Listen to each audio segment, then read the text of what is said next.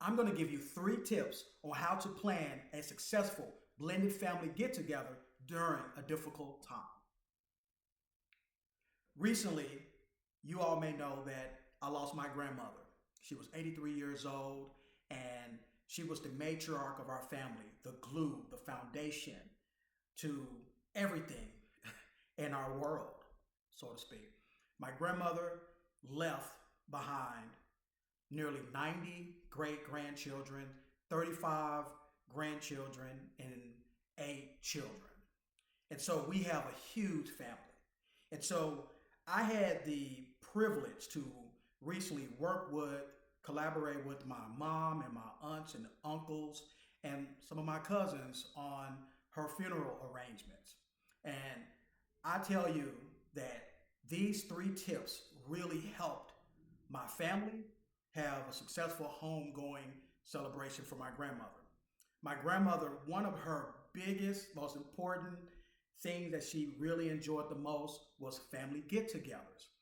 I still can remember her just sitting there and just watching us just have a great time for 4th of July's, for weddings, and she didn't have to do much. She would just like to just sit there and just watch us bond. And so her homegoing was very important to my family and I. So here are 3 tips that's going to help you plan a successful blended family ceremony or occasion. Number 1, lead with empathy.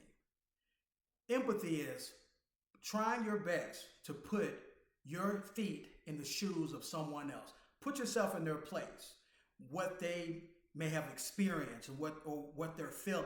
I know it can be quite difficult for some people, but you have to do your best. Empathy is very important. Everyone has their own experiences, especially in terms of what we experienced with our grandmother.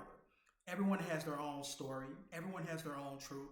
And most importantly, everyone grieves differently. So you must give them grace and space to show up as their true self. Number 2, communicate. Now, this can be very difficult when you're a part of a large blended family such as I am. But you have to utilize technology such as Facebook groups, also GroupMe, email, text messages, to communicate. It's very important that you loop everybody in. That's what I've learned. So for instance, for this funeral, I was able to create a Facebook group through Messenger and just kind of gave each other the space to communicate our feelings, but also to let them know of things that are happening in the program so that no one is surprised by anything that happens on the day of. Lastly, be inclusive. Number 3, be inclusive.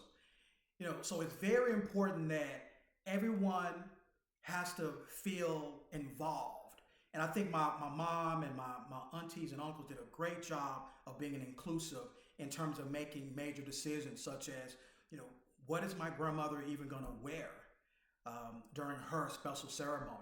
And so just allowing everyone to feel a part, those decision makers, especially the brothers and sisters, in making those types of decisions, I think that's very important. And also in terms of being inclusive, invite everybody out. If there's a family get together, afterwards, communicate on what's happening and invite everybody out. But also don't take it personal if they're unable to attend.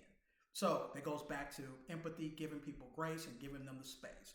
So with that being said, hope these tips help you and be free to be who you are. And in the meantime, go to my website, brandondcampbell.com, and pre-order my first book, Oh Brother, My Brother, as well as get your Published apparel. And so, until next time, I am Brandon D. Campbell, your published author, as well as your mindful mentor and an entrepreneur for well over 25 years. So, hope this helps and do all you can to keep your blended family closer together.